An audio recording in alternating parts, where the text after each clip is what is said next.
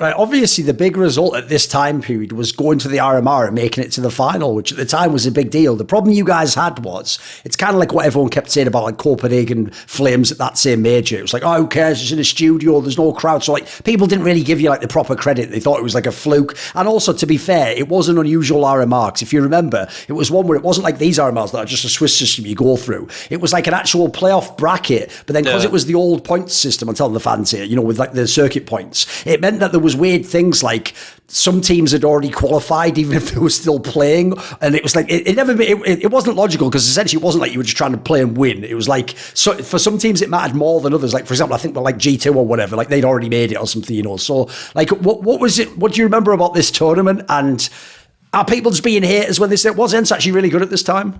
I think we were pretty good. Like, I don't think you beat those teams by accident. We had a really good tournament back then.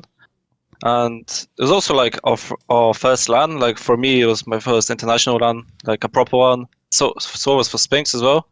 So, but in general, I think we were pretty legit back then. We had a few like weak sides which we couldn't really go through with because we weren't aggressive enough, kinda, in certain scenarios. But in general, I think we were like a really good team, like a legit one. If I told people that Hades at his first international LAN went head-to-head with ZywOo, did pretty well, what would you say? Yeah, that was crazy, actually. Because I come in, I'm like stressed, I'm like surprised about everything still. And yeah, you're beating G2 to go to the major. It's crazy.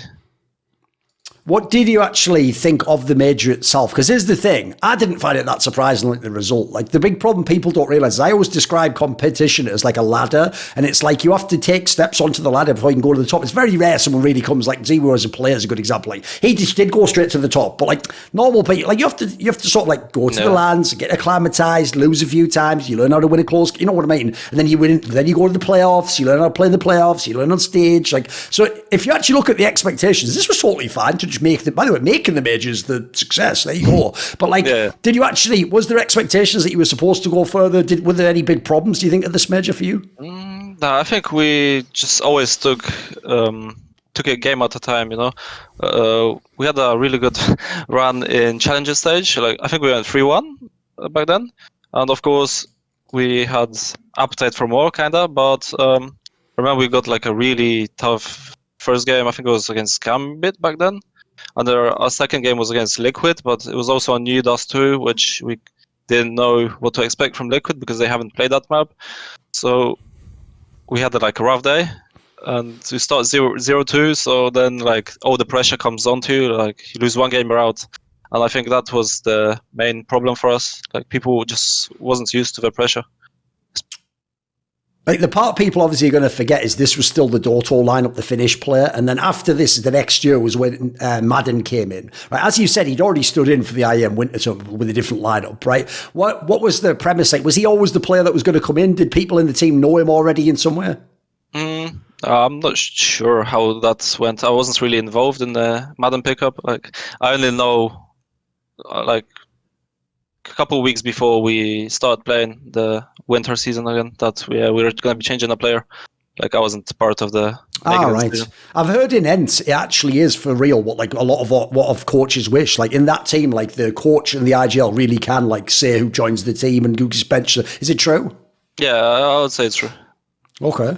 And so are they like scouting these players and trying to find who they want like for a specific role or something? Are they just trying to get good players? What's the logic? Yeah, I think like they scouts, like they just sometimes have a look on HOTV who's the good guy right now, or just if you play against someone or like, yeah, this guy was really good actually. I think they just always keep in mind someone which is really good, and if there's ever like a roster change or a need of a stand-in, then they know who to pick up. See more cool, funny, interesting clips based on topics from my content? Well, subscribe to this channel then, or, you know, be a pleb and don't.